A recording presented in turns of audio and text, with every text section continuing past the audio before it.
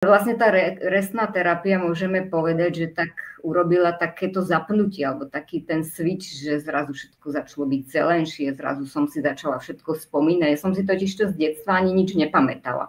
Ja som si tam spravila nejaký taký blok, že koniec, možno, že som si pamätala od 10 rokov alebo tak. A to sa mi všetko začalo tak v ľahkosti vracať.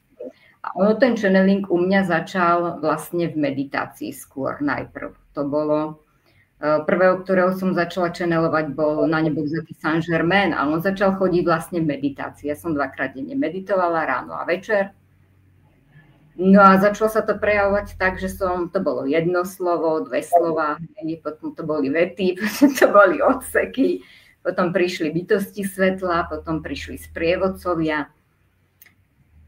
A vlastne oni ma tak začali nejako učiť, čo s tým, ako to funguje a tak ďalej, lebo tých informácií bolo nejak strašne málo. Ja som preto aj išla na ten kurz, lebo som chcela vedieť akože niečo viac. Zaujalo ma, že je tam ten channeling. On do skutočnosti nebol ani channeling, bolo to vlastne akašické záznamy.